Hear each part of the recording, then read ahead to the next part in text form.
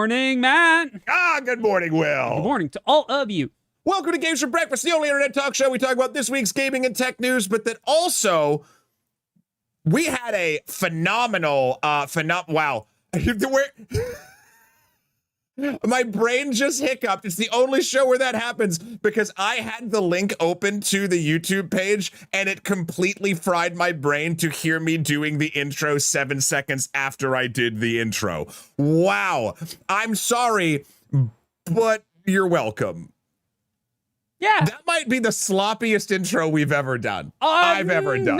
No. If we go back, okay, so Insider Baseball, for those of you on YouTube, we've been doing the show on Twitch since 2019. We have show notes going back to 2019. Okay? Yeah. This show is in elementary school. That's right. There hundreds of episodes, right? If you think we've done roughly 50 episodes a year, we miss a couple. It's like 350 episodes, but the episodes are numbered like they are on YouTube because it doesn't matter what they were before. They're all gone because of the way Twitch does stuff. Although I think we have them. We do. We have all. I didn't. You thought I was gonna let them go? I bought an extra hard drive, and my streaming PC has every episode of every talk show we've done backed up. You know what we should do sometime, which is the worst idea ever? We should not do that. The thing that you were about to say. You don't even know. No, I do. We're not going to do it. What am I going to say? You're going to say we should watch one of them as an episode for breakfast. God, no one should watch any of them. Right. No, I was going to say that for a charity stream or something sometime, we should buy the highest, even though those would be expensive, but I think it'd be worth it for the meme and the charity. We buy the highest capacity like thumbstick that we can afford, and we put them all on one drive and we give it away to like the highest donor, where you just get the original masters of 6 years, or no more than that. No, 7 years. Yeah. We've thought about this too, Tono. Creating the rerun channel, we have to have another PC running it and do a bunch of other stuff, and it would be kind of backwards. It'd be hard to do. Wait, hold on. We haven't run this by me. We've talked about it before. You and I did, actually, forever ago. Just doing a reruns channel. I have new thoughts on that. There's a lot of we can go to battle later. We'll circle around that later. Anyway, we're now doing business live on the internet. So that's right. Hi everyone, welcome. We've got a whole bunch of news to talk with you about today. Lots of it bad, some of it good, lots of it bad. But all of it interesting. Yeah. That's how I sold it to Brad in the pre-show. So far, this is the second time we've been doing this on Fridays, so thank you very much for coming on over from the Monday crew. Or if you're just watching the VOD because you can't be here live because Monday worked for you and all that jazz, apologies. But I think, based on reception of last week, I think this little experiment is probably going to go well. I'm not saying, again, not this particular episode. Who knows how good this one will be? But I'm saying doing the shows on Friday in general. Yeah. Yeah. Can you give us bad news in a good way, a la Rottingham? You know, I would be willing to try it. Okay, I feel like we'll do that. Does that mean that we're ready to begin, Chad? I think it does. All right. I think it seems as though Brad and Janet are ready to go, and Rocky, I imagine you're always ready over on Nebula. Okay. Well, everybody, get your fork, get your knife, do that thing with your napkin where you either tuck it into whatever. Get ready for today's main course.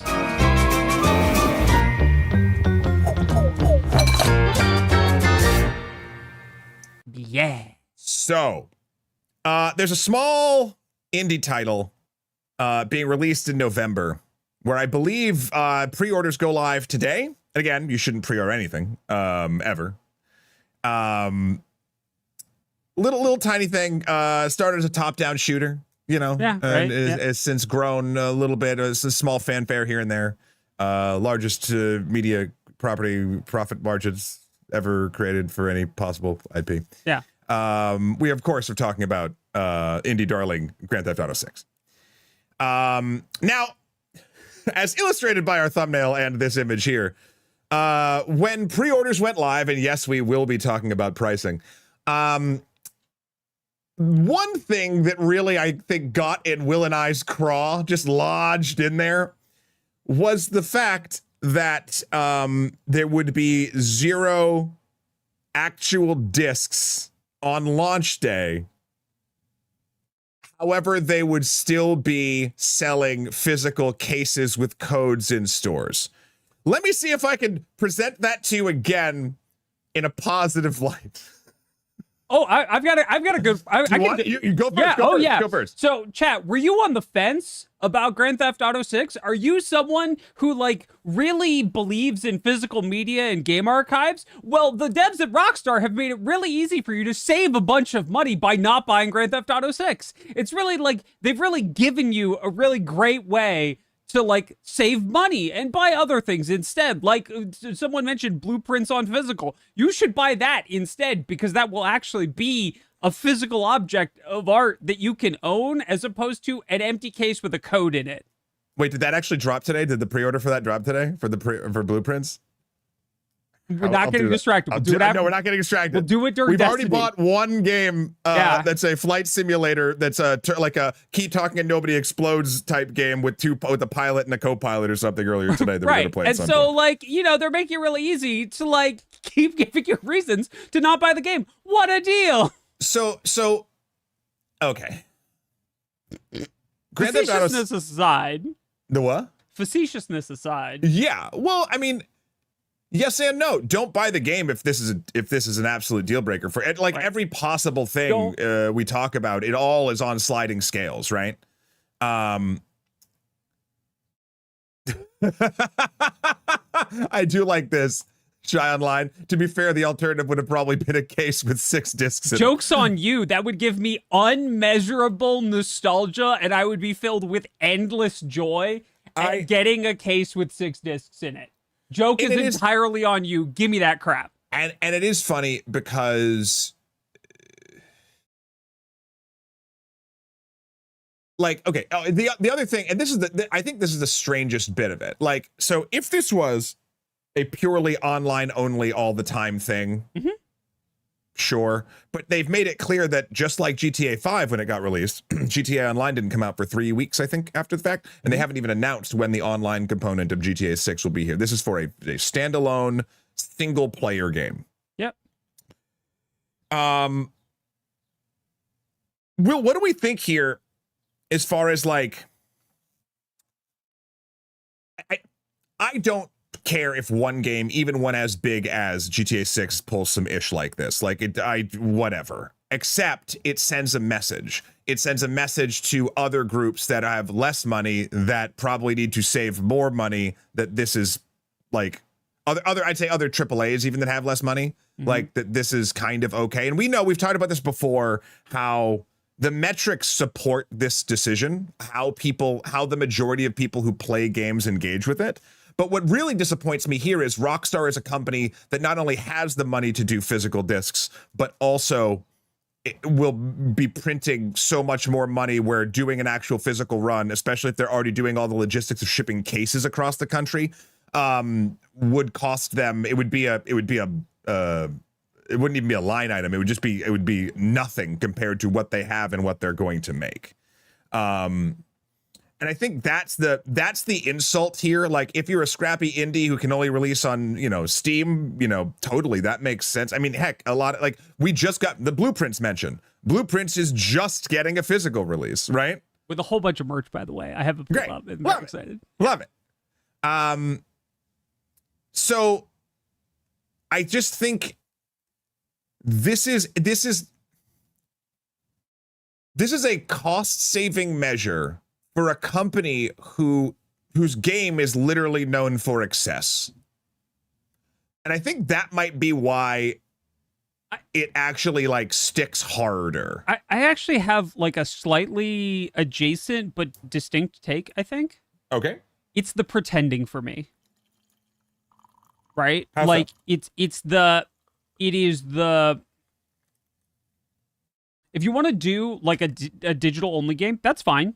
right? Like that tells people up front. It's the pretending that there's going to be a physical release and then doing the code thing, right? Like if it's going to be a box with a code, why is it not a card, right? Why is it a box with a code? That feels deceptive to me, right? In a way that like I have really grown to dislike, even as someone who never buys physical games. Like if I buy this Blueprints bundle, which probably doing, it'll be like the first physical game I think I will have purchased this year. Even with my Switch 2, all of my games have been digital, right? I don't buy physical games. I don't like having them around. I prefer digital. And like we can quibble about that, but that's my preference, right? Yeah, there's nothing wrong with that from an individual user perspective. Like there's nothing. Right. Absolutely. And so for me, it's pretending that there's going to be a physical release and doing the code in a box thing, as opposed to being like, hey, we're trying a new delivery system. We've got Grand Theft Auto 6 codes on cards if you want to give it as a gift to someone, right? But like, it's pretending that there's going to be a physical release. Yeah, there's no... after coming back from doing the wedding and doing a lot of experience design on a couple other projects that I've been working on, there's no version of this where the negatives outweigh the positives. To Will's point, if it's a card, you don't crack open a card and are greeted with an empty slot where something should be. Even if that thing isn't valuable, even if that thing is something that you don't care about, you will be cracking open a case and you will be seeing a spot where a disc that your brain would think would be there is not there. And therefore, your brain will give you a slightly negative response because it is something that is not expected and it is less than expected, even in like a lizard brain kind of thing, even if you know that there's just a code inside. Yeah. Whereas a card, you understand that. We've all got gift cards. We've all seen how those work. You scratch it off, you do whatever, you enter your code, you get the thing. And then when you're done, you cut it up and make it into part of your Warhammer terrain. No, just right. Anyway. Like everyone does. Right, like everyone does. Like everyone who's ever gotten a gift card does. Right, because everyone who's ever gotten a gift card plays Warhammer 40K. Am I right, gamers? Am I right? Yeah. Anyway. Cracking open a cold one with the boys. Yeah, it just... I think so. But between they're trying to save money for things that don't exist, and this like deceptiveness, right? Well, that's the thing. And Mickey brings up a good point. Rockstar knows the hype outweighs the people who want a physical release. Rockstar knows the hype outweighs every negative that's going to come their way. Right. But this is the thing. I go back to if they were a smaller company, a leaner company, if something like if they wanted to save on materials or shipping cost, right? Like, I could 1,000% see a reason to do this. The numbers bear it out. The community backlash, air quotes, will not be big enough to scratch or dent the surface. So if you're gonna do this, don't do it in a way that sets you up to give your consumer a bad feeling experience from the opening crack. Yeah. Like, it's just poor experience design. If you could save more money, but here's the thing: what they want is shelf space. Even though physical stores are dead or dying, and that's very sad, they still want a big kiosk with a bunch of cases to make it look like this is the biggest release ever. Like it's almost like it's a psychological approach. Yeah, correct. And that outweighs it too. It's just from the grand scheme, from the macro, none of this is going to matter to Rockstar at all. But for the micro, for every person who buys one of these, I think the way that they've designed it will instantly make them feel bad before they enjoy the game. Yep. And that like just seems stupid when you literally have all the money in the world. Yep. Like, again, I could see this mistake coming from a group that just couldn't do something X, Y, and Z wise, right? But like, this is active malfeasance. Yeah. In some ways, I prefer the I Am 8-bit like release thing. So if you're not familiar, I Am 8-bit does physical releases for indie games that didn't get physical releases on launch. Sure. And they do them for games that are wildly successful.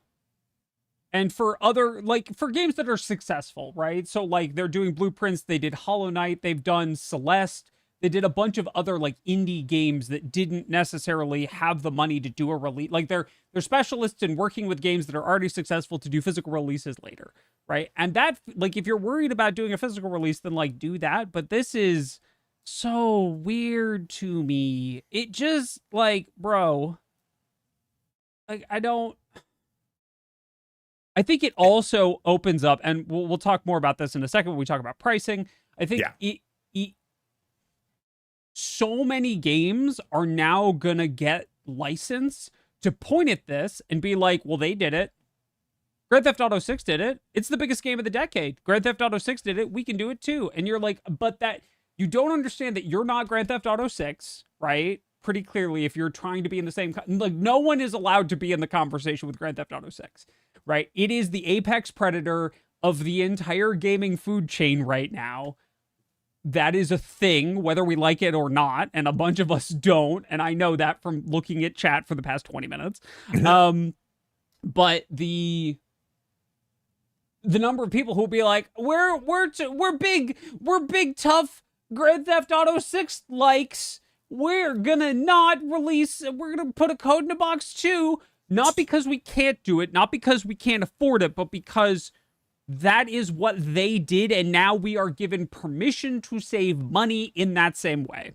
So I think that this will actually, every other company that tries this, it will also work. I think this is sadly going to be something that just pushes down the line, and we have a worse in-person product at wherever you buy these products. Yep. If we want to transition ever so slightly, the thing that I think everyone will also try to copy and will fail absolutely miserably at is price. The other announcement was the two versions, the standard and the deluxe, I believe. Yep. The standard is $79.99, and I believe the deluxe is $99.99. Let's see if I can pull up here to see which versions have what. So again, this is a single-player experience. A single-player experience, sorry, I also got a little confused here, because if you pre-order, and again, no one should, I think you get like a couple little exclusive-y things, but one thing you get is a month of GTA Plus, which is the GTA Online service, but the new game's version of it isn't out yet.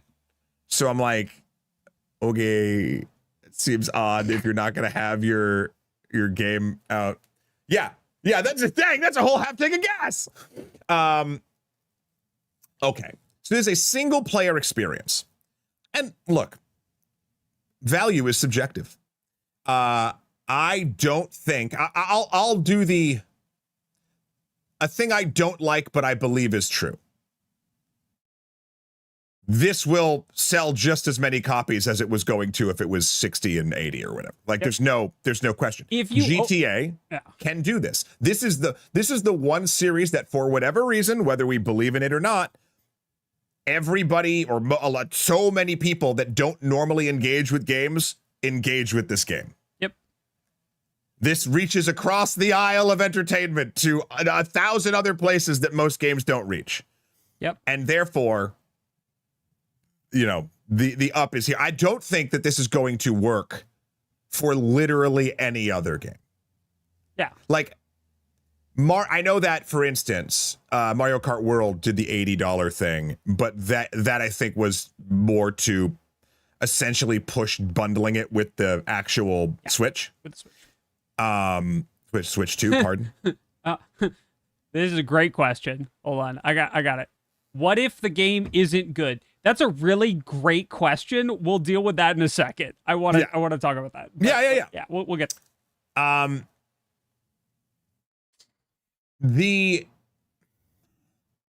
Every other company is going to look at this and see the insane sales numbers and try this too. And I don't think it's going to work out. And the truth is, if you've ignored all of the problems coming out of Rockstar for the past years enough that you're still buying GTA 6, you don't care about the price. If you've ignored the union busting, if you've ignored the lack of physical codes, if you've ignored all of the other things that are going on out of Rockstar, and you're still all on board the GTA 6 hype train, you probably don't care about the price. Yeah. The how do I put it? There will be a lot of sort of we're going to talk about a few of them here, like sort of like smaller acts of defiance. Case in point, I have a whole chat of friends who this is the only game that they play. So like we play GTA Online from time to time. And they were like so pumped about pre-orders. And I got in the chat and I was like, why? Like, they're not gonna run out. Like, and the bonuses aren't good, and you shouldn't pre-order anyway. And like, it's funny. It did, like, I thought there'd be a little more pushback in those chats that I had, and then they were all like, "Oh wait, yeah, you're right, yeah." And then I brought up some of the other stuff, like, you know, even if you're planning on buying, you know, waiting until a day or two after, like, just things you can actually do if you want to both buy the game and not just feed the beast every piece of value that it possibly can. Right. The other thing, especially paying something like this and not getting something physical, the sort of like the other side of the pendulum, if we're going back to the physicality thing, is this also essentially destroys any secondhand market for the game. Like, there'll be no used copies of Grand Theft Auto 6. Yeah. Unless there is some physical edition down the line or something like that, right? And we should also be clear. The difference between the standard $80 and the deluxe $100 is not the same as some of the things that like Spurious mentioned with like AAA games having $100 versions, right? This is all gameplay stuff. Like there's active, like there's like, let's go down the sort of list here. So like the list is kind of crazy. So there's a bunch of missions that are locked behind it, but they're all behind, like, I don't know how much Grand Theft Auto 5 anyone has played, but I imagine the mission structure here in 4 is fairly similar, where you drive to a place. Sometimes you have to buy the location to get the missions to do the things. Like, who knows how it's going to change in this version. But there's a bunch of locations that tie both cosmetics, vehicles, and missions behind them that you can't get otherwise. And the other games have done this too. But the idea, like, I think another reason why it feels so egregious here is one of the reasons why I think someone would feel like they would pay $80 for a Grand Theft Auto and maybe not feel ripped off is the expansiveness and the sort of feeling of like infinite possibility of like, you can do all the things this game has to offer. It's a giant open world, etc. And now, no matter what, unless you do the $100 version, you're getting the 90% of the game or whatever it is. Do you know what I mean? Yeah. There is a storage locker. I don't need to do all the names of it. There's a specific kind of car. There's a chop shop that you can only do specific mods for the things, which will have in-game, again, it's a single player game, but will have sort of ability things tied to them. There's a classic car collection. There's a tattoo shop. There's a hair salon that can only do certain tattoos and hairstyles. And again, I think it's more so the actual structure of how GTA doles out its content that makes this feel worse to me. Because and we won't know until we play it. What's going to happen in the $80 version? Are those things just not going to be there? Or are those buildings and those establishments going to be there, and when your character walks up, it says Ultimate Edition only, $19.99. Do you know what I mean? Yeah. Like, completely just booting your immersion in the face. Yeah. So, and then someone did bring up, I gotta see if I can find it. Someone said earlier, oh, here it is, RC. I wonder if Rockstar intentionally did some bad to stir up controversy to get people talking about the game. I think they don't need to. I mean, there's a psyop way to look at this where like they'll walk back a third of this and then they'll be seen as heroes, but like, and they can, because the disc isn't in the box. So they get to decide up until the moment they hit go what is and isn't in which version of the game. They get to pick that, right? They're not locked to a gold master the way they would be if there were physical media. There's nothing that can like leak because it's not on disc. There's no. Oh yeah. Then there's the leak conversation. Leaking is bad. Should never happen. They got hit with a bunch of leaks. That's awful.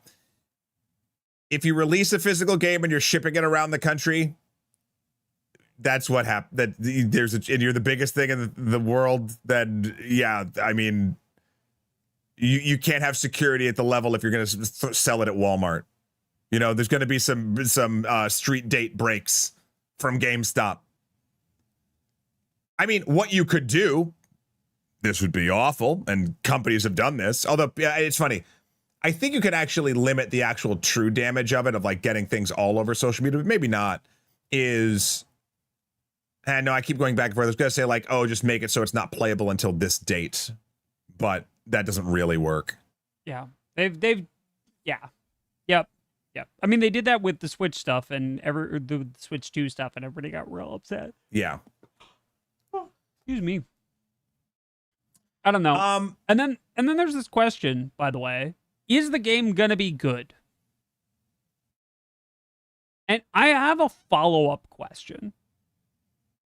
Sort of in response to that. How good would it have to be to justify its existence right now? Well, Take-Two's, one of their high-ups said that they're going to price it in accordance to what they feel like is still a value. This is an actual quote from somewhere, a value to the consumer. Is there a game in my hypothetical brain that costs $100 that I think is a value? I think so. I think there could be. I think the amount of hell, to be honest, and this is subjective. Please take this subjective. I don't want this to be the case, but like, I have gotten so many hours out of, say, an Elden Ring Night Rain, like that. I don't want it to be this, but like, I think I got for $40 or whatever it was, I got way more than my money's worth. Right. And then, it is, and we're gonna Baldur's Gate. Right. We're gonna exclude me from the conversation because I'm over here like a little indie raccoon eating trash out of the Steam dumpster with 125 hours in Orb of Creation, which I paid $6 for. Yeah. Like, So and Neo Wizmaster asked another interesting thing. How good is GTA 5? If you want my opinion, GTA 5, when it came out, was insanely good. It has a bunch of problems. There's so many things, societally, etc., that it screwed up on. But also GTA Online. I've never bought a shark card, and I've probably played. God, I would have to go look it up. It's probably up there with my run on World of Warcraft. Like, I've played a lot of GTA Online and a lot of GTA 5. Partially because I think it's excellent. I think there's problems with it. I think the way that Rockstar handles the way their characters move, they focus more on animation fidelity of like movement cycle than actual like ability to move the character in a speedy way that feels good. And I think the gunplay in GTA 5 and the other GTAs is pretty rough. But that doesn't stop it from becoming this central hub that so many of my friends who don't normally engage in video games is the place where I engage with them with this medium in it.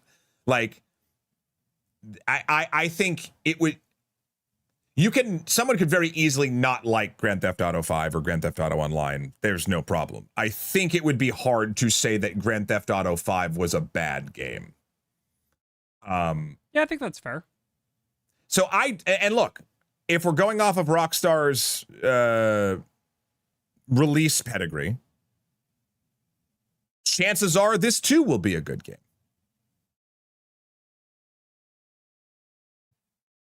But it's also now has the biggest spotlight, I think, almost, and it could be any game for sure, but maybe almost any piece of media has ever had on it. or it will have that spotlight as soon as it releases. So when you are king of the mountain, I think we've seen what happens on the internet to a lot of kings of mountains. It almost doesn't matter.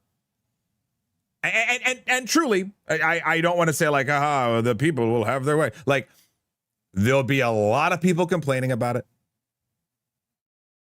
And it's still going to make a bajillion dollars. Yeah. And you can do both those things. It's fine. And like, if you're, and I see a lot of people in chat who are like not fans of GTA 5 or GTA general, which is fine. There's so many games that are wonderful that I think are works of art that I don't like and don't play. And like, I've been working really hard on this on stream with getting the differentiation down between I don't like and is poorly constructed or has serious flaws, right? I love some games that have horrible, glaring, massive flaws, just unbelievable trash. I have hundreds of hours in Binding of Isaac. Do you understand how many problems there are with Binding of Isaac? The list is almost longer than the list of things that are right with Binding of Isaac, okay? Like, those are two separate things. But I also want to encourage people to think about the fact that all the AAAs are getting out of the way. And I guarantee you that in the shadow of Grand Theft Auto, all of us indie raccoons are going to be raiding so many dumpsters for so much good stuff. Are my fellow indie raccoons ready to devour whatever Devolver releases that day? It's going to be great, right? Like, I'm just going to... And also, I want to make it sort of clear too, like, I don't like anything that Rockstar is doing here. I think it's at best stupid and at worst damaging to the entire industry, depending on what angles of this people try to glean or take umbrage from. And any amount you want to engage with or not engage with Grand Theft Auto 6 is totally fine. You just think your way through it, think what you want to do. Me personally, I am most likely just not going to pre-order it. I'll probably get it, I don't know, a week or two after launch. Like, I don't need to keep up with the Joneses, and I'm going to be doing it specifically because I know it will be a thing that, to be honest, I'll be able to connect with about 10 to 12 people that I don't usually connect with about this kind of thing. Right.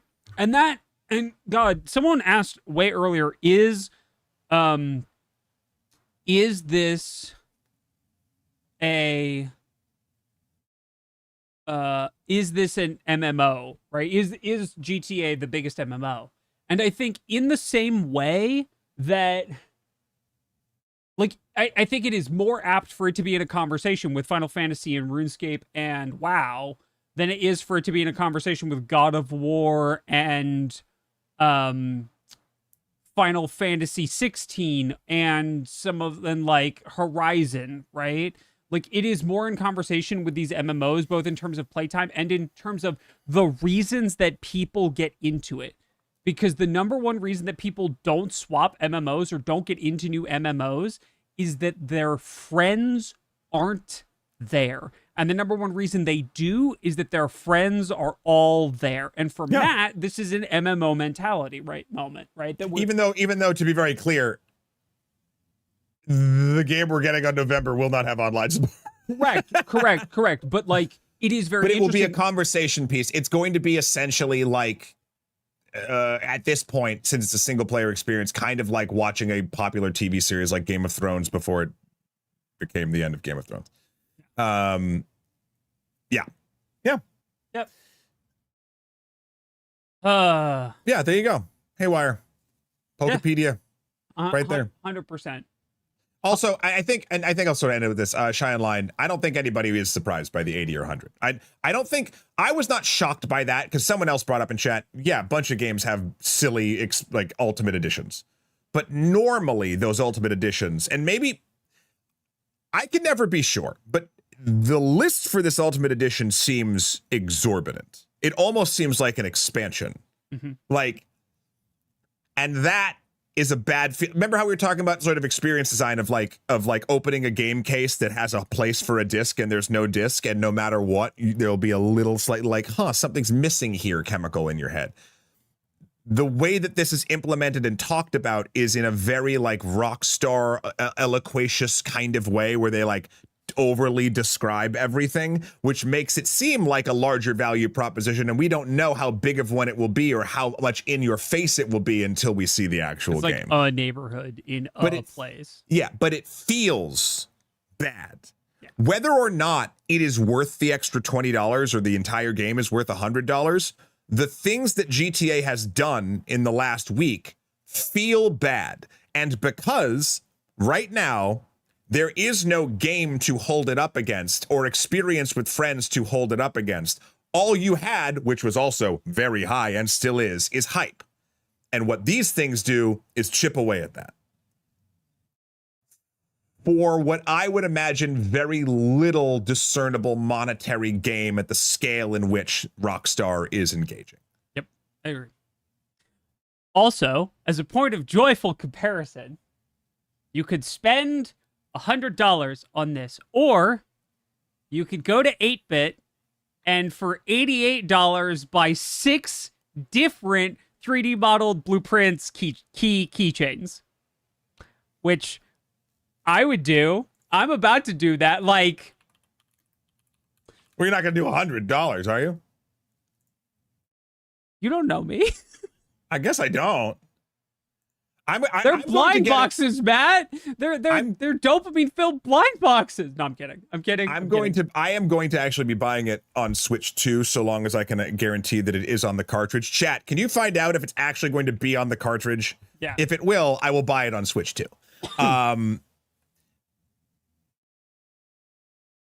We've sufficiently derailed. All right. I want it. Chat, we've got a little bit of time before ads, which means I believe that we can dive into at least one, maybe 2 stories before then. So brace yourselves. Take a deep breath. Prepare for some Breaking Bad news.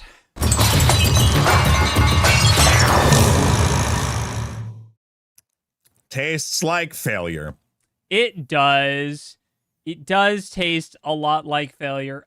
First up on our unfortunate list of bad news.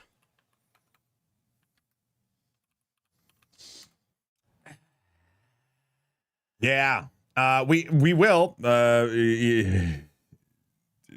Feeling almost like an homage at this point after the show, be playing more of Destiny 2 now that it is completed. But the other shoe of this story has officially dropped.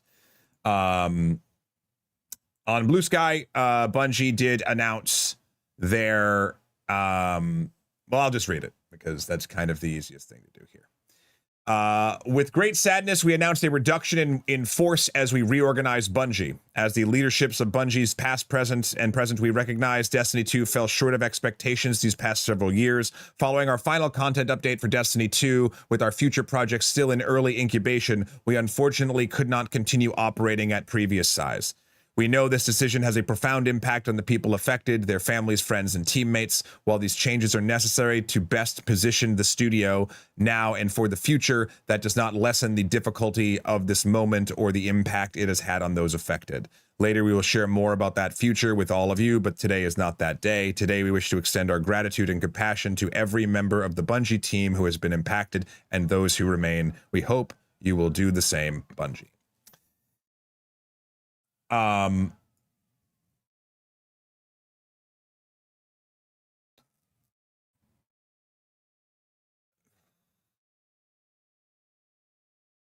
Two things can be true.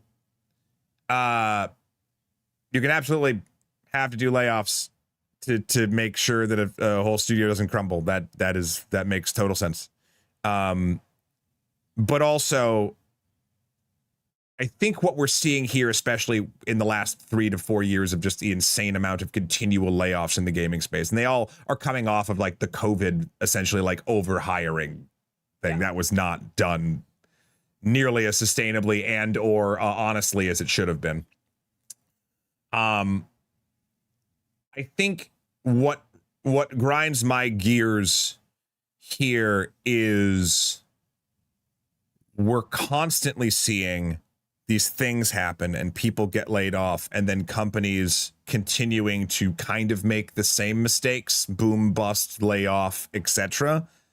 And the people that are actually making these decisions, be it C-suite or anyone sort of in charge at a structural level to make these changes, like, they're not the ones that are being hurt by this. They're just moving other people around that are being hurt by this. I think the comment here that really got me was that as the leaders of Bungie, past and present, we recognize Destiny 2 fell short of expectations these past several years. I mean, not to put too fine a point on it, but why? Whose fault is that? Yeah. I would argue, after playing Destiny 2 for the last week, and again, we're going to be playing a little more after this, gameplay's immaculate. It's a really fun game. I think at its core, you can really get into it, deep dive, and have some really good times with your friends. So I don't think it's really the game. I think the thing that irks me around Destiny is the implementation of 90,000 currencies. I think before it was one single package, the constant drip feed of sort of content, the way that you could still spend real money on cosmetics and things, the way that you gated content out of a game for whatever reasons. We won't even get into that. Like, there are many reasons from an institutional level that poisoned Destiny. I would argue that the core gameplay loop of Destiny was not one of them. Yeah. And so who made those decisions? It's probably not the people getting laid off.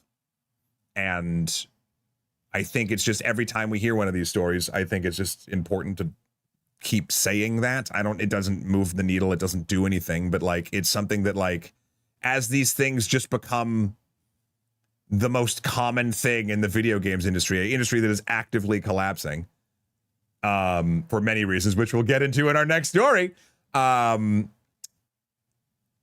It's important to not let these very well written but flowery and bullshit statements kind of just sit, because they always come off as passive. Yeah. Oh, it's a super passive voice. Like, the whole thing is like, well, this happened for reasons that no one can know, and so we have to do a thing because this happened. Why did it happen? I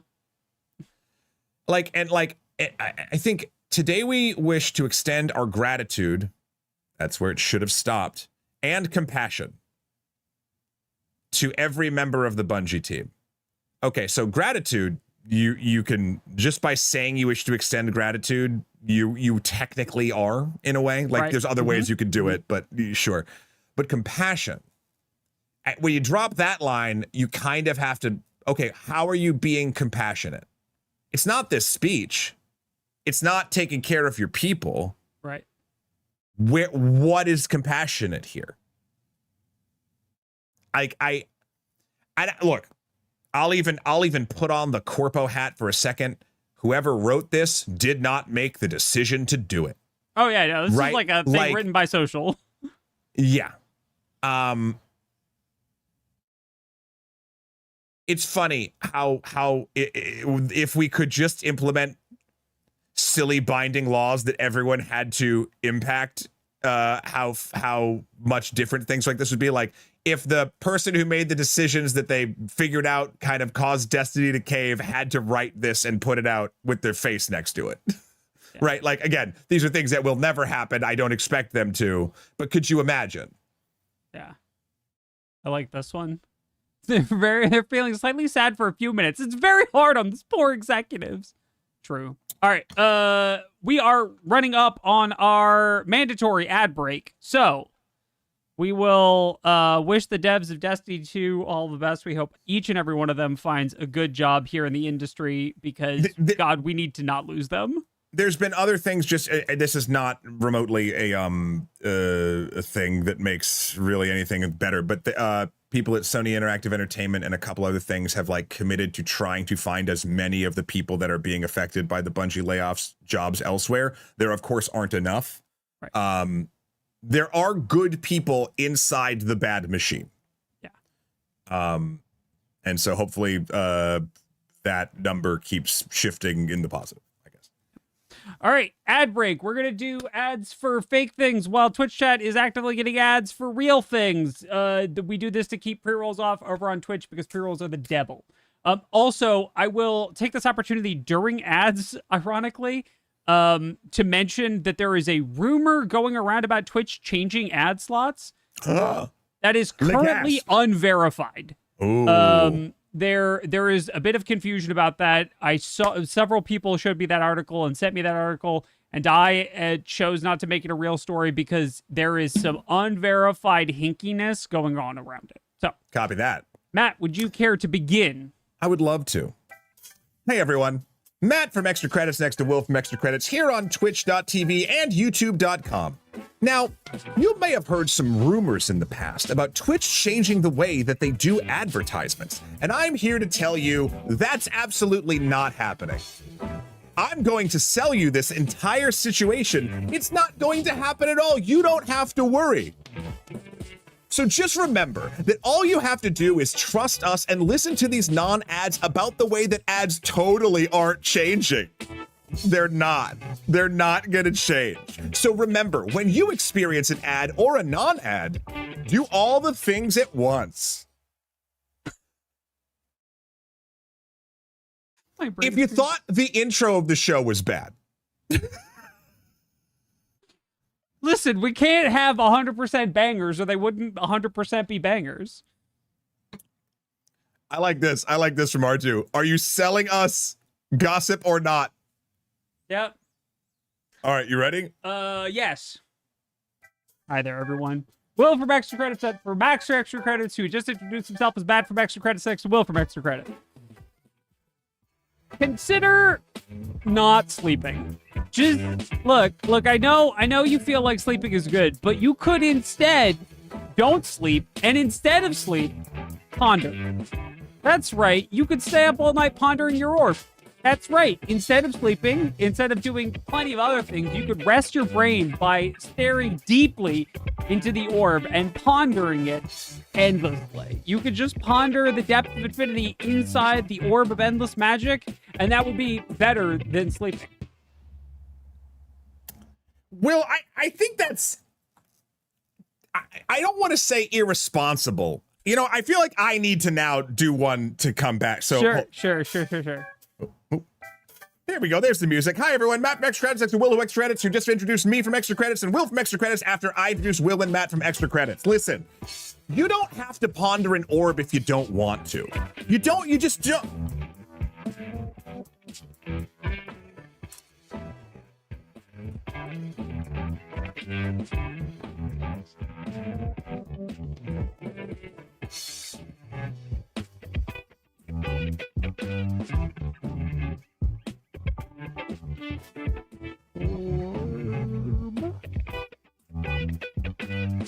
Ponder the orb. Is he fetching an orb? He is! Correct. I blacked out. What happened? Orb. What? Orb. Ponder. No. And Okay. I don't even have an orb. That's This is ridiculous. All right. Now that we've had our orb pondering break and a small respite from the endless screaming that is our current reality, hey, chat, are you ready? Brace yourselves. Take a deep breath. Let's talk about EA getting sold to Saudi Arabia with the help of Jared Kushner. Because Bungie wasn't the only group of people experiencing layoffs. No, EA is also starting to do layoffs because... before the merger, which is the weird part, because they're 20 billion outside of the pocket of what they need to be for the sale. Right, yeah. So EA is taking on $20 billion in loan debt to make the sale happen. The total sale is $55 billion, and $20 billion of it is loan financing backed by EA's existence. Which, by the way... no? Like, I can't express enough to all of you how fake all of the money in this is. Like, we've done like the capitalism is fake and money is made up thing, right? But like, this is ultra super duper, like, this is a 5-year-old explaining how credit cards work. Like, this is not even remotely real. Anyway, just a reminder that all of this is like stupid and bad. In case you needed one. In case you needed one for some reason. But yeah, they're cutting people across recruitment, customer support, trust and safety, and IT. Why would you need any of those things? Why would you need any of those things to run a successful company that depends on computers and people buying their computer products and people safely using their computer? Oh. What? Look, I don't think that is the methodology here. I think two things can be true and one just happens to help the other. I don't think they're gutting these things to make it less secure. I think that they think they spend too much money on security. Yeah. Does that make sense? Like, I think, and then ultimately it's snake eating its own tail. We get back to it. Yeah. But these are layoffs before the sale. This isn't the new owners coming in and being like, oh, dang, we bought this thing and now we have to pay all these people. Axe them. This is before that. Yep. Because they need to be as profitable as possible, as far in advance as possible, because they're going to take on $20 billion of debt. Which, again, just so everyone's on the same page, is the biggest fake number I've heard in a very long time. I'm really getting sick of hearing the word billion. Yo, me too. Maybe it's like humans shouldn't be trading billions of dollars. Well, because, like, math is consistent, at least as far as we know. But, like, value, as we've stated with Grand Theft Auto 6, is subjective. So we all, to have our societies work, agree that a dollar is worth X amount based on the buying power that dollar has. But lately, I feel like every company is valued over $1 billion and they're selling for $6 billion and then they're going to make $17 billion, but they have to do $6 billion worth of layoffs. And I'm just like, it starts feeling, Will, you might have said this in the past, it starts feeling like a little kid. Like, and then we've got EA to buy it and we got $1 billion from it because we needed the billions more because what are you talking about? What are you talking about? These numbers aren't real. They're using billion as a magic word for trust me, bro. I mean, kind of, and that's kind of it. Anyway, disgusting. Stupid. Like this so much better. Thank you, Amp.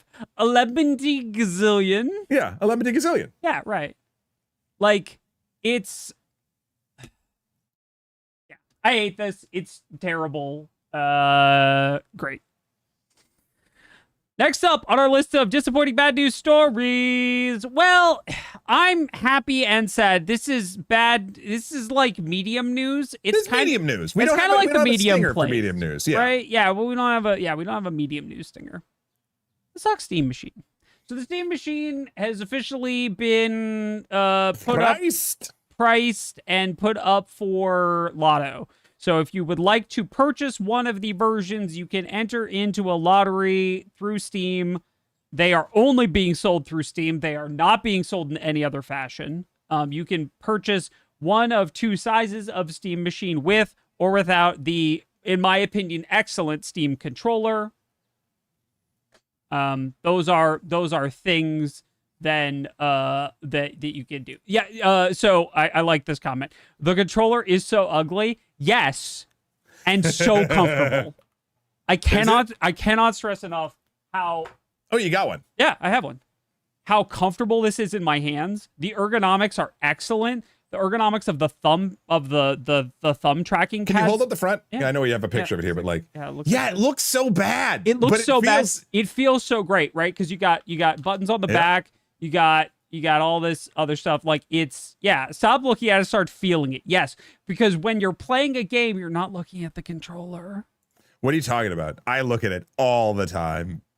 How am I missing all of my shots? You're missing it all. How am I missing all of my shots? Why can't I see the screen?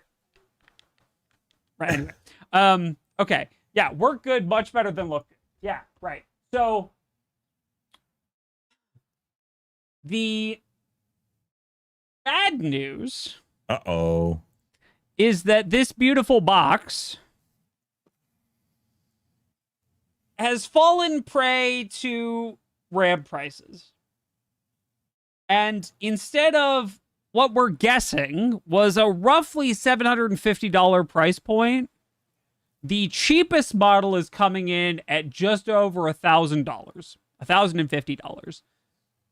We're going to stick with that rather than get into all the gradations of like individual other versions with or without the controller, but we're going to deal with nice round numbers. There's 4 gradations, with and without controller and with more space. Correct. It's $1,000. We're just going to go with it's $1,000. It's easier to talk about. It's $1,000.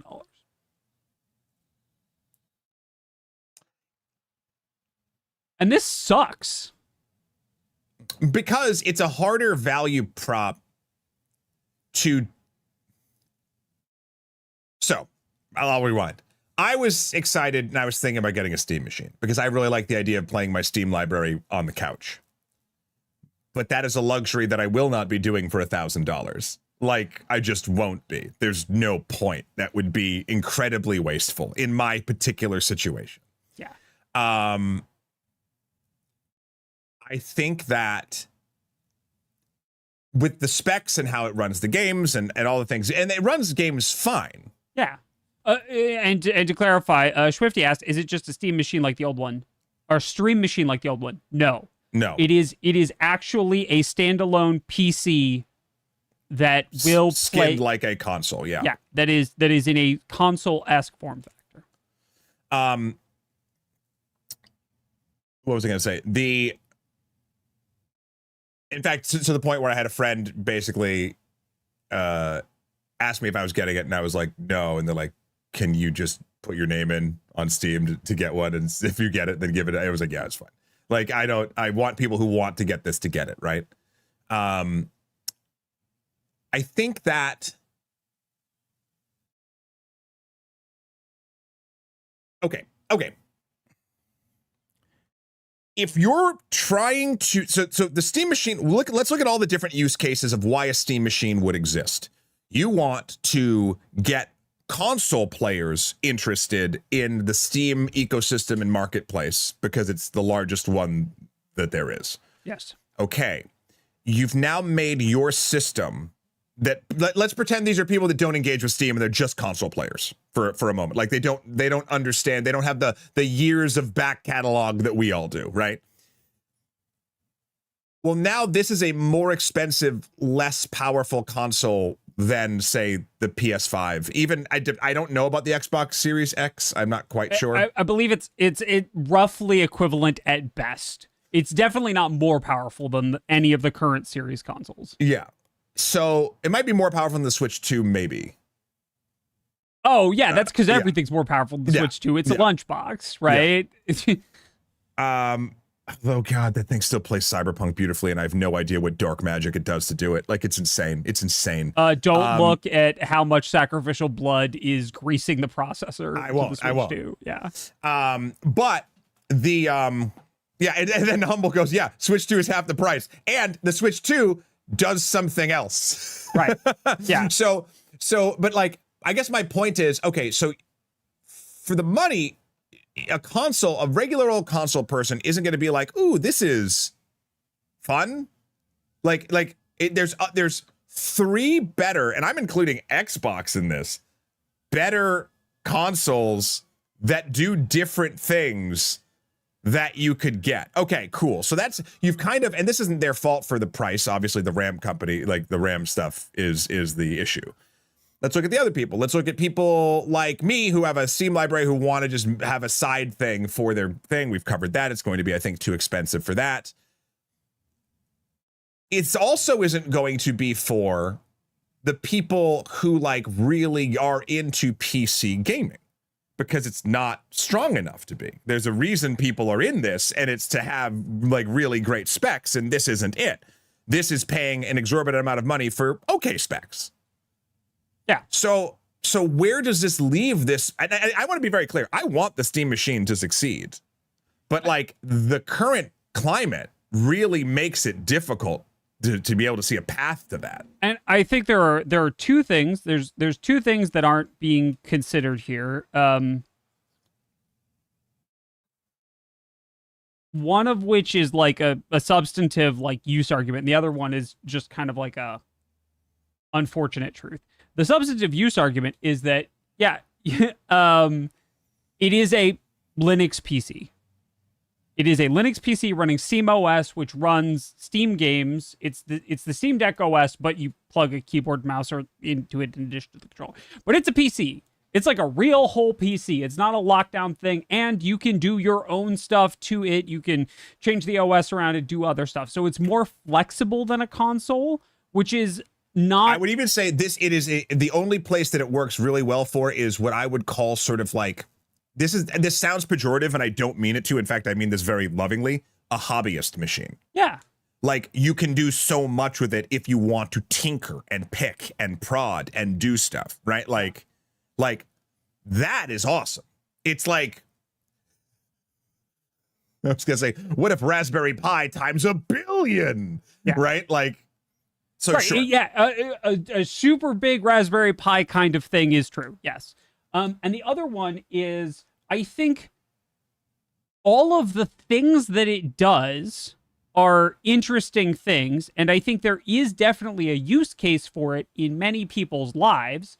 I think one of the other use cases that isn't getting talked about a lot is as streamers' first to PC setup. Right now, it's much easier to get this than it is to get a lot of other like things that would play games comparably well as a dedicated gaming machine for your 2 PC setup.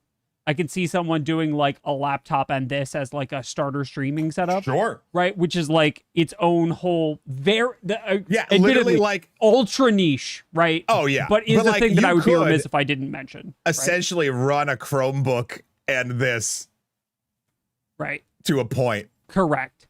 And then I think all of the things that it does are good things that exist and are places to be. We're just at the point where it's not in the right price bracket, right? Well, it's not profitable anymore. Like it can't break the containment it needs to break in any of these categories because it's so expensive. Xbox is going to run into this. There's a reason why the PS7 is going to be pushed back to infinity and beyond. Like I'm convinced if the Switch 2 came out a year later, it might be like the Switch 2 is doing fine. I think it would be like further dead in the water. Yeah. Like it wouldn't have had the time to get in. Yeah. But Valve has said that they don't want to subsidize, right? Like that is part of the deal. That's part of why it is the price that it is. Because my lizard brain is arguing about this. Sure. Like, so in the article, I want to find where it is specifically. I believe it's from PC Gamer. It's in the show notes. They are, because of its religious refusal to build a more closed system. So their argument is the reason why, and Will, tell me if I'm missing something here. Mm-hmm. They're saying that the reason they don't want to subsidize the console like every other console maker has done since time before time, mm-hmm. Is they want to, their belief is to not have it be locked behind a system mm-hmm. that like that's the only thing it could be under. And Yep. that the value prop is it's only worth it to subsidize it if you lock it down. Correct.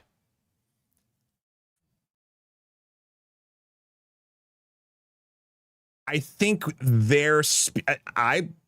all hail Valve, but I think this is a misstep. I will tell you why it's not. Well, hold on. Let me finish my thought, and maybe you could change my mind.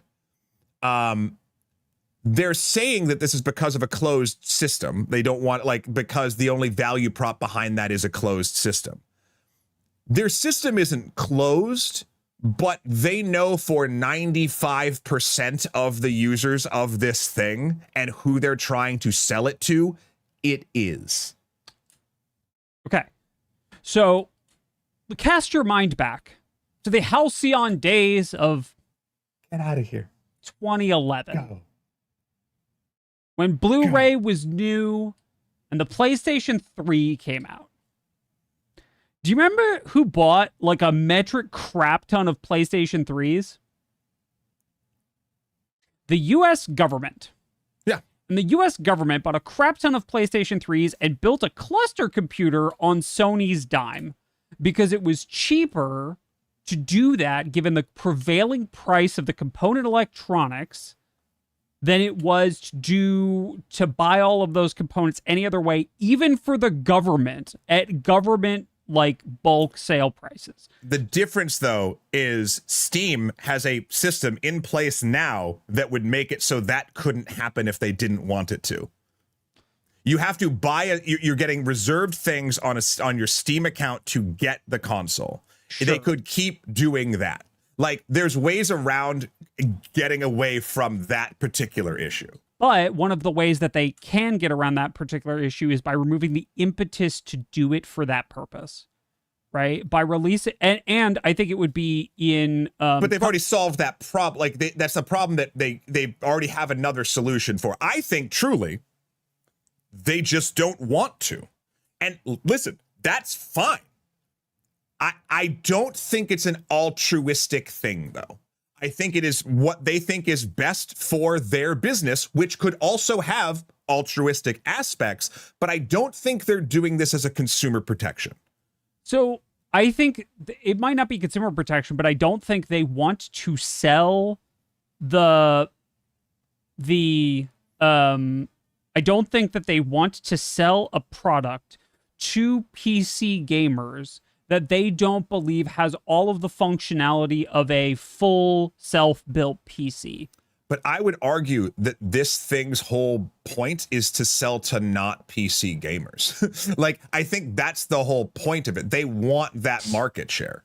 Matt, I think there's only one way we can settle this. Objection! Hold it! Did we find our first one? We found our first nerd court. Okay. We've never done this before, and now we have to come up with the rules on the fly because we didn't know we'd be arguing about this. Okay. So, how do we want to do? We should make some rules. So here's how I think this should go. Okay. We'll flip a coin to see who goes first, but I think we each get to have approximately 60 seconds to like a minute and a half where the other person has to vamp while someone like just preps their argument, and then they get to go, and then we go vice versa. Does that make sense? I mean, maybe. Unless you want to just be off the cuff. I think we've established what the stakes are. So I think for today, we might do the prep thing in the future, but for today, I think we each get a minute to present our argument, and then we'll get like a minute to rebut, and then chat. No, a minute to present, 30 seconds to rebut. Hold on. Okay. No, it'll take too long. I have a countdown timer that I could have grabbed and put. It'll be fine. Yeah. It's not worth it. Yeah. I'll just time it. I'll just time it on my phone. We have to figure out who's going first. So a minute to give our case. And then 30 seconds to rebut. And then chat will vote. Okay, great. So do we want to, I'll flip a coin. If I have here's my challenge coin. You will be Drink Deep and Descend, Will, and I will be the other Lancer robot. Okay, ready? Great, excellent. Here we go. It's the other Lancer robot, so I will go first. Okay, great, excellent. Okay, we don't have music for this. No, I don't think we need. We'll work out all of this. Again, we didn't plan on doing this. We didn't plan on doing this. I just realized that where we were at, it was too perfect to not do this. Yeah. So. Okay. Actually, Will, could you time me so I'm not worried about my time and you could cut me off? Yep. And then I'll time you. Yep, you got it. I'm putting 1 minute on the countdown. Oh, that is the Lich. You're right. It's the Lich. Good call, Bob. That is true. All right. Here we go. Good. Okay. I think that the argument that Steam is making to not have a closed system, air quotes, to basically make sure that they don't subsidize their own console is a decision they are making predominantly for the health and profitability of Steam and Valve and not a consumer protection. I think there might be elements that actually do cause good things to happen, but I don't appreciate the machination of having this be something that seems good for the consumer when Steam itself, for 95% of users, is going to be a closed system. Is that about a minute? That was 30 seconds. Oh, I can keep going. Also, like and subscribe and smash that like button, hit that bell. Also, don't trust corporations, even the good ones, because if you do, they will inevitably let you down because corporation leadership eventually changes. Close enough. That was 50. Okay. Do you want to rebut or do you want to? No, I can present. I can present I'll present my argument, and then you're gonna rebut, and then I'll rebut. I'll rebut. Okay. We got a lot of butts. Yeah. Here we go. So much butts. So many butts. Ready, Will? Yeah. 3, 2, 1, go jam. I think one of the big things about the Steam console is that Valve is not interested in selling an altered product. I think that what they want is they want to not become a walled garden ecosystem, right? Like their purpose is to sell you a machine that does other things and also plays Steam. Just like you can use your controller for games that like aren't through, it's a USB controller, right? They're interested in becoming part of the PC ecosystem, not necessarily having their own ecosystem entirely. I also think that like the most hardcore fans that are the most interested in buying this aren't going to be the ones who are just using it for Steam. I think many people will, but there is a certain demographic who won't want to do that thing. So I think there's a bunch of good reasons for them to choose to not subsidize this. Okay. Thank you, Will. 2 seconds to spare. Very good. If you'd put 30 seconds on the clock for my rebut here. I will put 30 seconds on the clock for your rebut. Ready. Here we go, and let's go. Even if everything that Will says is true, they could still subsidize it. They could still do it. They could do it and try to get it better into the marketplace to get to all those people that Will thinks that they're trying to get to. And I actually think they're trying to get to too. I just think that they're a little gun shy because of the price of all the components, and they're trying to wrap it in some moral fiber, which I don't think actually withstands the weight. You had 7 seconds left. That was pretty good. Ooh. Okay. All right. Oh, I gotta get you now. Hold on. Yeah. Wait, this is fun. I'm having a good time. Give me a moment. 30 seconds on the clock, and you ready? Yep. Go! I think it's not necessarily a moral argument. I think it's one of, this is the product that they want to make, and I think that that's not necessarily a moral one, but a design one, right? If your goal is to make a product and to not do a thing like lock it down, then that's not necessarily a moral one, right? I think that that's a big part of this, is that they set out to design this product, and I also think it's unfair to ask Valve to absorb the risk of subsidizing stuff during a time of... Timer went off. It's okay. All right. Good. I think we had some good arguments. Yeah, I thought that was pretty good. All right. So I guess this is weird because this is an odd one to vote on, and we do have to decide a winner. But the interesting thing, I don't think the argument is truly whether, like, I'm saying, well, I think at its core, Will's saying they shouldn't be subsidizing, and I'm saying they should be subsidizing. But the sub of it is, I think, like, Will doesn't think that the way that they, actually, no, this is what it is. Will, and correct me when I'm wrong. You don't think that the way they're positioning this is out of line with their methodology, or where you think those things check out, where I think they're doing a thing and they're incongruent. They don't actually play nice together. That's kind of the thing. So Will's saying all the information in this story plays nice together. I am saying that the information in the story does not play nice together. That's the easiest way to do it, right? Yeah. Okay. We can't do polls on YouTube. That sucks. Yeah. I think Matt is against the status quo and I am for the status quo. So we're gonna use yes and no emotes. So chat, if you think that that my argument checks out and you believe me, spam yes emotes, and if you think Matt's argument checks out, spam no emotes. I will make hashes for the YouTube ones, Will, if you want to. You can tally the I mean, I can. What great content we're making right now. Listen. There was a starter poll in Twitch chat, but yeah, there's yay or nay over here on Twitch, and I believe there's stuff over on YouTube. But YouTube, you gotta get involved and get voting. Yes is will, Matt is no. Yeah. Yeah, great. Yeah. And go. Yeah. Okay, great.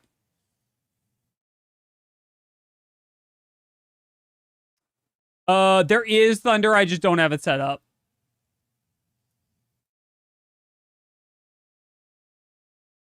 Yes, yes, oopsie. It is yes subsidy or no subsidy. Yes is subsidy, no is no, sorry. It's yes status quo or no status quo. Yeah. This is gonna be so. Yeah, we're gonna plan. We're gonna get polls working at some point. They just, we don't have it. We weren't ready for this. Yeah, we did not plan on doing this today, and then Matt and I got in a nerd fight, and I was like, no. And they were like, we have a thing for this. We literally have we have one. This every day now. This is Nerd Court early access. Yeah, correct. All right, let's do this for another 20 seconds because this is great content. Just us tallying things. Yeah, no, it's great. I like Braston's point. I've paid more for Macs that do way less. Why'd you use Animal Crossing characters for this? I don't know. It was fun. Yeah, Tom Nook is dubious at best. Yeah. I'm my point of view. Will's argument is yes. My argument is no. Matt's we should do it. We should do it different next time. Again, This is early access. We don't know what we're doing. Mm-hmm. Also, if you're watching the VOD, throw a yes or no in chat or let us know in the comments what you think of the first. We'll go back and count it. And don't worry, chat. We're gonna make this cleaner, and we're gonna have rules set up, and we'll have sides picked, and we'll have emotes we'll get ready, actual and polls working, and all that stuff. Yeah. So don't worry about that in the future. This was just too fun to not fire off like randomly. Yeah. Yeah, that would have been good too. The two Wills, Brastons. This would have been solid to do. Yeah. That's probably the best move next time for at least. Yeah. Tom Nook has 0 interest loans, nice and honest, like an unsubsidized price. That's true. He does. That's why he's saying subsidization is bad for you. Yeah. All right, I think that's good. All right. So I had a lot of no's. I had on YouTube, I had 9 no's and 5 yeses. 1, 2, 3, 4, 5. If this ties, I will break this table. And the poll on Twitch was 17 to not many. To what? Chat, I need the poll results pulled back up, and I have a hard time doing it. This is going great. You know. Does Twitch chat have a pro-Will bias? Yes. They listen to me on the regular. And Matt's only Will's indoctrinated Brad. That's correct. Yeah, it was 17 for me, but how many for Matt? And we I think you'll still win. Huh? I don't think you do. No, I said I think you'll win. I think you'll win. I heard I think I'll win, and I was like, no. I don't. Yeah, because right now 17 plus 5 is 23. 22 total, and you have you're right, 22. Yeah, and you got 11 on Twitch. So 11, 19. Okay, so 11 to 22. Oh no, 11, 21. Yeah. No. 20. Yeah, 20. 11 plus 9 is 20. I got more than I thought I would. All right, that was pretty good, though. That was pretty good. All right, we will have this all locked down. Thank you so much for participating in our first Nerd Court. This was very off the cuff, and they will be more polished in the future, but... We promise. We were literally talking about what we could fight about before the stream, and we were like, we can't think of anything. And then we thought about something, and I was like, yes! Yeah, Hit it's the pretty button. good. It's pretty good. And now you know, if you see me and Will fighting about stuff, you can just spam nerd court. Yeah, and we'll make it happen because we'll have like things set up. All right, maybe we'll talk about it some during Destiny too, while we're running around. If you have thoughts and stuff, we'll talk about it during Destiny. All right. There is another piece of news regarding the Steam Machine that we should not ignore, which is that as part of this release, if what you really want is a machine that runs Steam OS, the Steam OS release has been expanded to include AMD GPUs. So the Steam OS is the operating system that runs the Steam Deck and the Steam Machine, and it's a Linux variant. And if all you want is a PC that runs exactly Steam games, you can run SteamOS instead of Windows. And that's an option for you now. And so that is, I think, actually the biggest good news out of this whole story is that even if the machine is too expensive for you, if you have components or you can build one yourself or you can put it together, you have a way to get the same experience with a different hardware package. And I think that is a really cool part of this too, that there is this ability to embrace PC, make your own rig kind of ethos, and to do that instead. Yes. I think this is like the silver lining of this. That is where I come down as well. I think that it is absolutely wonderful that this exists and people could just make their own Steam machine. Yeah, absolutely. Like 100%. That's awesome. And again, I want to make it very clear. I'm not like anti-Valve or Steam at all. I think my argument was, while they do a lot of great things for a lot of great reasons, I think they're conflating two of their reasons to try to make one of them better or more pro-consumer. But again, I lost. But I think it's awesome, and I loved putting the Steam OS on a Gateway 2000. Yeah, it was great. Okay. In a similar vein to the price of the Steam Machine, however, we should also mention that Xbox, at the same time last week, or earlier this week, announced a significant price hike for the Xbox Series S, and they are discontinuing the 2 terabyte model.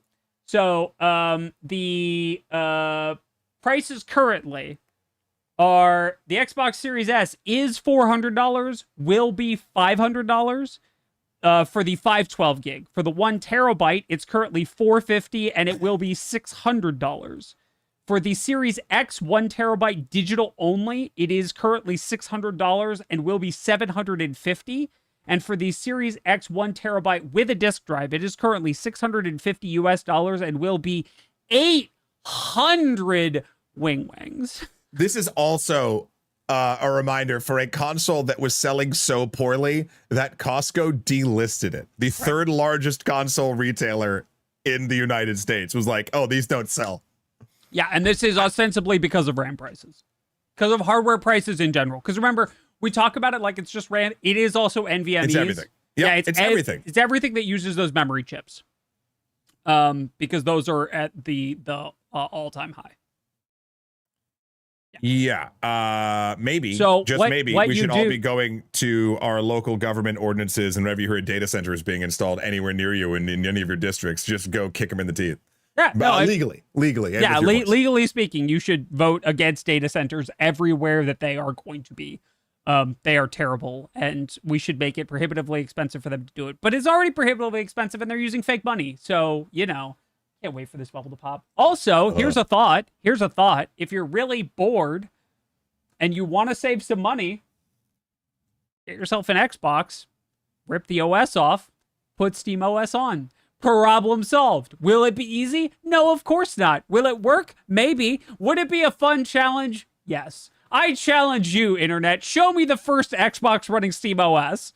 Does it have the same? Because it doesn't need to be an NVIDIA something. But I think the Xbox has that, right? Isn't there like a the processor architecture should everything should be compatible, like reasonable. All right, that's an expensive science experiment, but it'd be fun. Yeah, absolutely. Okay, it's time to talk about a couple of cases where video games have been gaming the law.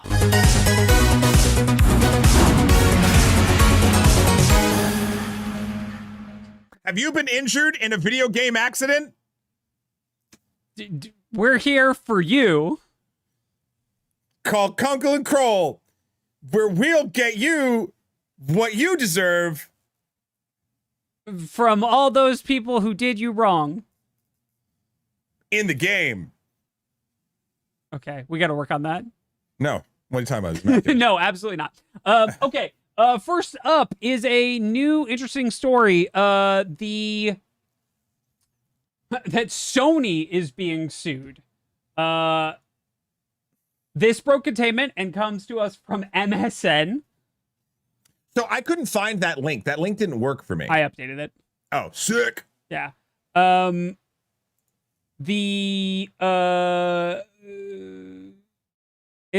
it's a game rant story on MSN, but like it broke containment. It's on MSN. This is the same argument that we went through with Steam a while ago. Sony does not have the confirmation that what you're purchasing is a license, not an unlimited, like, actual thing. You're not purchasing a thing, you're purchasing a license when you buy a digital good from them. The thing is, they do. What they're arguing is it's not big enough. Sure. That's what, like, the thing I put in the graphics sticking out, the second line, which you can't see, is about it being a license. Even though all of the buttons say buy, purchase, right. Yeah. Blah, blah, blah. So I'm not sure how well this is going to work or what's going to happen, but this is a lawsuit that will begin tracking because it will affect a third of the big three at minimum, and will likely have trickle-down effects for other companies as well. So we'll see. It is in the state of California, but that's California. Reminder, California on its own is like the 5th biggest economy in the world, so it's California, so it's everywhere. Yeah. Here's a question. Can we think of, both Brad and Janet right now, you can leave in the comments if you're, or on Blue Sky if you're on Rocky or watching the VOD, you can leave in the comments there. Can we think of a verbiage? Because I don't love that it says essentially like buy, because you're not buying it, right? But they want to use straightforward language when they're asking for your money. Buy now and confirm purchase. What would that, because you need it to be on a button. You need something to be short. So can we put, and listen, I'd love both correct, helpful answers and the worst answers you can think of right now in the chat. What should that word be on the button instead of buy or confirm purchase? Checkout. Just check out? Yeah. But that checkout doesn't make sense if you're putting multiple things in a cart. That's it. So if I'm shopping and it says God of War, and it says, I'm just on the God of War page, and it says checkout. It wouldn't, you could put add to cart there, and then at the main page, write checkout. Right. And then if you don't, you could, activate is interesting, Mila. Because, like, here's the other thing. Everyone's saying lease, rent, buy, license. Those things won't sell. Do you know what I mean? Please. Obtain. Like, I actually kind of really like activate. Like, you're activating a game on your thing.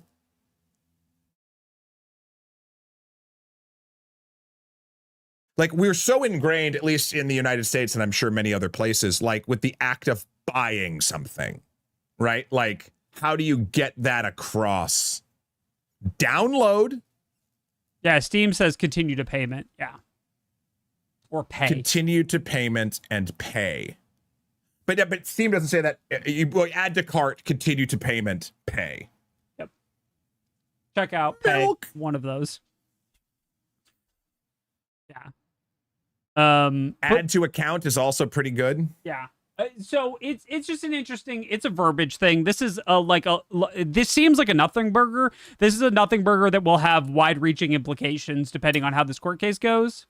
I think I am of two minds of the subject that bring it right back to one mind. And that is, I see why Sony or other online retailers don't want to do this, because it confuses consumers who are not as deep into this as we are. And they are right in assuming that people don't like leasing as much as they like buying for things that they are used to buying. Yeah. But on the other hand,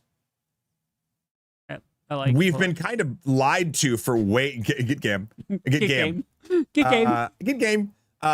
we've been lied to for far too long about all of this stuff, and we've been not getting the protections of what they've been selling so far. And so I think it's time. Like, it's just time to like normalize. If this is where the industry is going, normalize it and let the market sort it out. Well, in cases where the market tried to sort it out and didn't because other parts of the market got in a fight about it, I don't even know. Market slap fight. Market slap fight. The the Kadokawa CEO will remain. So Kadokawa is the majority shareholder in FromSoft and a bunch of other stuff. And the CEO was facing what amounts to a vote of no confidence led by a group of shareholders known as Oasis, who are usually described as like activist shareholders. Like, they want to they're shareholders who want to shake up the status quo. And they were the people that suggested that FromSoft should be not publishing, should be doing their own thing to maximize profits. And they were attacking Kadokawa CEO because they said he wasn't making enough all of the money.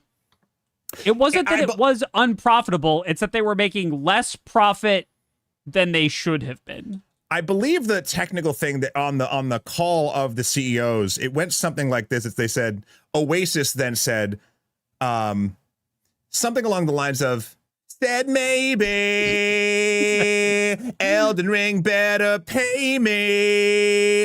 And after all the money's ours, right? Like that feels like, I think that was actually verbatim what happened. Essentially, they literally said, oh God, it's the quote here that I made Patches say, because of course this sounds like something Patches would say.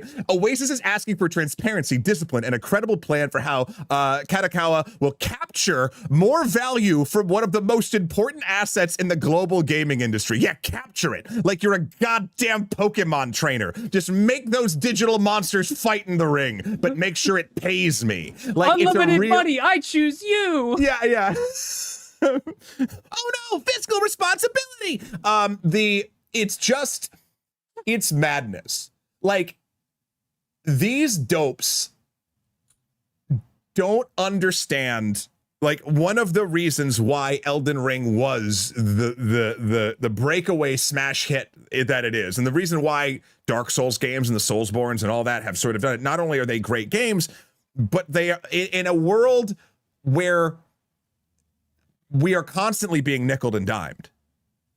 You get a full, complete experience. Hell, even Night Rain, again, I'm sorry I'm such a stan for it, but like, it had one expansion. It's not a live service. They've been consistently like, this is not a live service. And I love it so much because it's not, maidenless behavior. It's not a live service. And I think what these people want essentially is they're not happy making some of the money. They need to make all the money. Yep. Okay, that's enough of that. No more of this. It's time. We've been waiting patiently. I think it's time to wake up so we can not snooze on good news.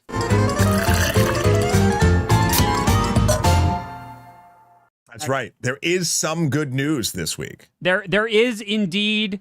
There are two pieces of it, in fact. Number one, it's not great news, but it is good news. No, I think it's great news. Okay. Because I hate that I installed X2KO, and now every time I boot up my computer, Vanguard is just on, like hanging out. Like someone that doesn't leave a party when it's over. That's fair. It's awful. And I turn it off. The order of operations on my PC is boot up, wait for everything to go through, glance at Discord, turn off Vanguard. That's literally my order of before I turn on my board. Like, it's insane. And now I don't know why you haven't removed it. Because I still toy with League and/or whatever X2KO. Yeah. But now, as it should be, you can actually turn it to be only running when the game is running. Correct. So let's get some things straight. Vanguard is still kernel level anti-cheat. However, they are using some features that Microsoft has installed recently into Windows to verify enough that you're not cheating when you're not playing the game, essentially, to take over the Vanguard duties the rest of the time. So you can just have Vanguard running while you're running. So people are divided on this. Some people are against kernel level anti-cheat any of the time.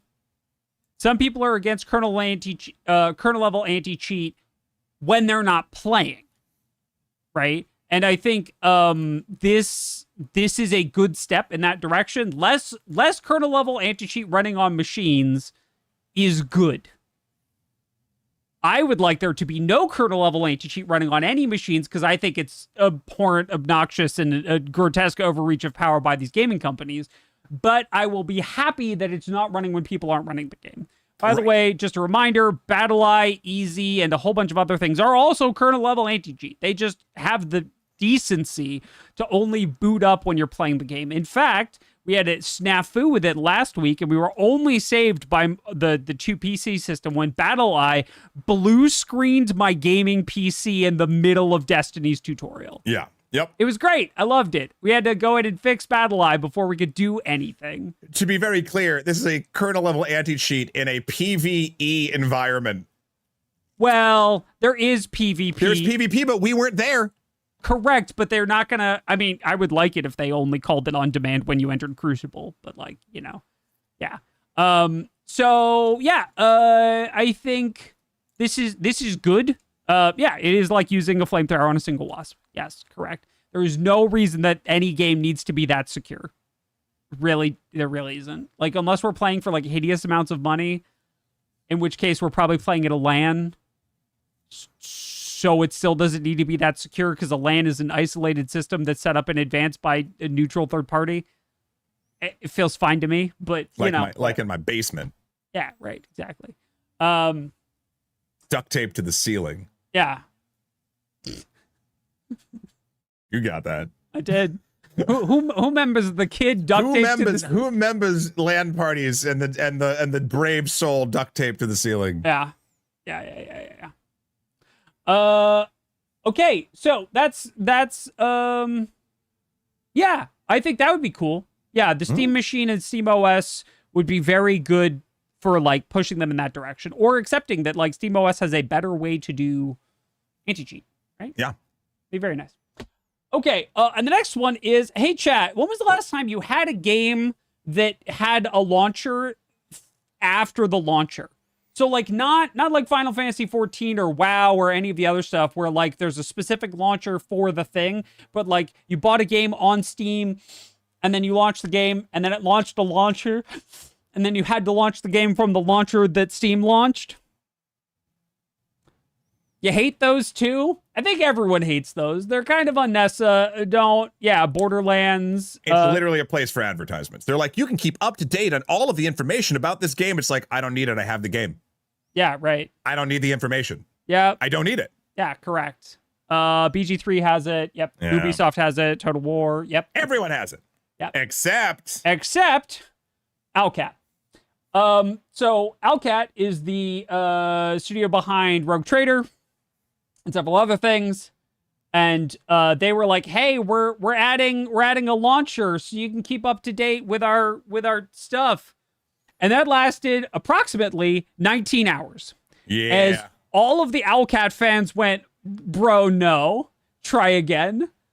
And they backed down and took it away. Which is great. They undid the stupid update and listened to their customer base who said, this is terrible, we don't want this, remove it. And they did.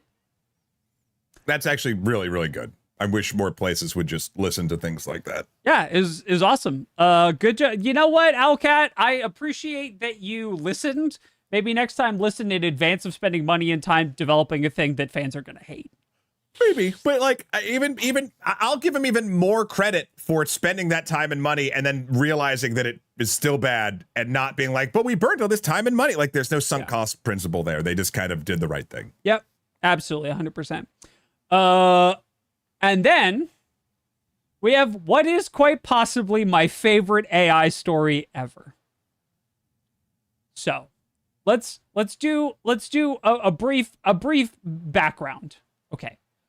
Before AI was LLMs that talked to you and told you that you were the specialist little pony on the planet and that you should believe that you are unique and special and that everyone else is out to get you, and also, you know, bad financial advice and illegal things and the mushrooms aren't toxic and whatever. AI was machine learning. It's a methodology for having a system evolve through repetition of tasks to become more efficient at those tasks. That's the basis of like the training that we're talking about. And I know there's going to be someone who quibbles in chat. That's close. Yeah, we are dialing it down so much. Yeah, correct. Okay. One of the problems with LLMs is that people seem to keep anthropomorphizing them, right? One of the things that happens every time one of the major models update is that there are floods of posts on like social media and Reddit that like, it's not the same. It doesn't care about me the same way anymore. And I'm like, bro, it's a Magic 8 Ball. It's a Boggle game. Maybe we should stop skinning them like anime characters, and then perhaps that might. So what if instead of skinning the math like a person, right, we skin the math like a goat? And that's what someone did. So a Microsoft researcher built a neural network that's the basis of machine learning and LLMs in Age of Empires 2. Yes. This is Microsoft AI researcher Adrian DeWinter. What a fantastically Age of Empires 2 name, by the way. Oh my God. It's just badass in general, but yes, now that you say it. And it used Age of Empires 2 to build a neural net out of goats. And I absolutely love how well this makes the point that, like, the thing that we are referring to as a person or endowing with personhood is just complex math. And if you undo the veneer of personhood, you can see it's just goats running around, right? It's a lot of goats running around. It's a lot of goats running around and doing things, but it's still just goats. It's still just math. It's not smart. It's not actually intelligent. It just appears intelligent because it's predicting the words using this repetition of training to get to this place. Yeah, here we go. Velder brings up a good counterpoint here, which I'm curious we could sort of talk through. I read about this, didn't feel like it made the point it was trying to make. If I cut apart someone's brain, that doesn't look like a person either. Right? Like, I get that methodology. The interesting bit here, I think, is I wonder if the take is like, we still understand that the thing that was a human brain was a human brain. Yep. It's not another thing pretending to be a human brain. Like, we didn't cut open a cantaloupe and see, like, look, both of these things can be cut open. Like, right. It's they're the same. They're roughly the same size. and I think there is a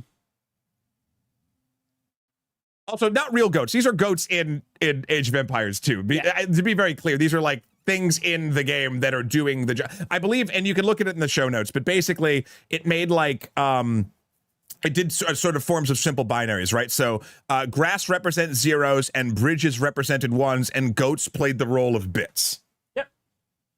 And yes, this is also true. Sam Altman has tweeted saying that the people saying please and thank you cost OpenAI tens of millions of dollars. So if you must use it, do be ever so polite to your LLMs, because you're actively costing OpenAI tens of millions of dollars, and that's the duty that I expect of you as fine citizens of the internet. No, I think the thing that's important is that there is an effervescent. That's not the word I'm looking for. An ephemeral quality to the notion of consciousness, which is not. Sorry, I just like this. Make AI look like the thing that killed Tasha Yar in Next Generation. Yeah, it's great. So I think we recognize, like, we cannot see how the disassembled human, right, achieves consciousness. We can see how, like, despite black box transformation arguments, we can see how this works. We know how this works, right? This is a creation of like very finite understanding. Like, I can walk you through this math given 6 hours, right? And also, a fair amount of diagrams and lots of codes. But like, I do also like Feldar's sort of response too. It's like, sure, but neurons from a worm brain look like neurons from a human brain for what it's worth. AI, for what it's worth, I don't think AI is actually intelligent. I just don't think this demonstrates that. I think this doesn't do I don't think this does an absolutely perfect job demonstrating it. I think what it does is it hits it from another angle.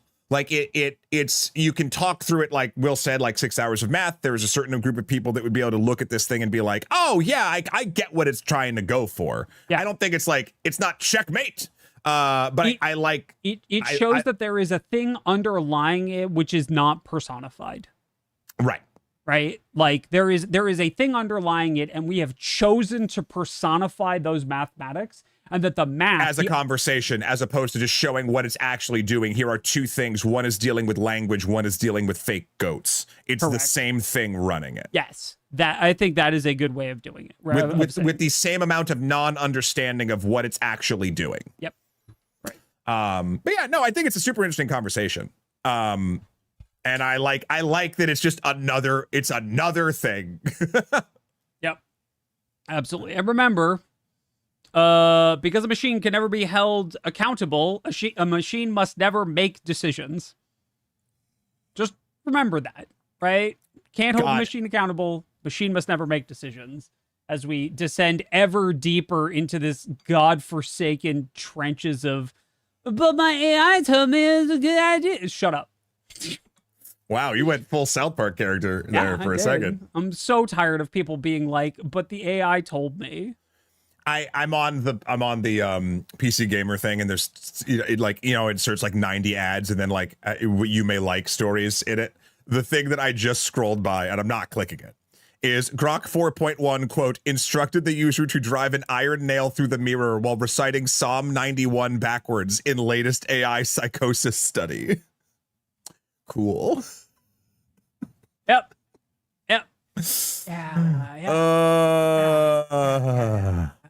Okay. All right. Well. Oh, okay. I'm gonna. This was supposed to be good news, and now we're in. It was good news. It is good news. Yeah. Okay. Yep. Yeah. Yep. Yep. It's good news. Sure. You know what else is good news? While the show is over, we will be continuing on Twitch playing Destiny 2 and just vibing out. So thank you, everybody, for watching this episode of Games for Breakfast over on YouTube, over on Twitch, or if you are a Rocky over on Nebula, thank you so much for watching over there. You just watched this completely ad-free, other than the ads for things you couldn't buy during the other ads. Anything else before we go, Will, other than our patented sign-off? Nope. We'll be back next week with where I'm taking another shot at Mina the Hollower. We've got the Return of the Rogue Review, and Design Club will be back next Tuesday. Jeff is currently traveling, which makes it hard to plan those, but normally we'll be able to tell you from here on out. We should be able to tell you on breakfast what Design Club is going to be about and point you to where the stream is going to be. Can't do that today. Jeff is traveling. But is there a Design Club next week? It's just going to be a randomy one? There is a Design Club on Tuesday. I just don't know what it's going to be yet. What time is it? Is it 2 p.m. Eastern on Tuesday? So you know where you should be. Or where you can watch it after the fact. Please go check that out. It'll be very interesting. I guess that only leaves us with our patented end of episode tradition. As we all know, it's the same every time because we want to foster a sense of community. It used to be going into the week. Now it's ending the week. It's the weekend. Hopefully everybody can have a decent time, play some games, see your family and friends, and just vibe out. So with that in mind, I just want to say, as always, and please join me in saying it, goodbye. Have a great weekend.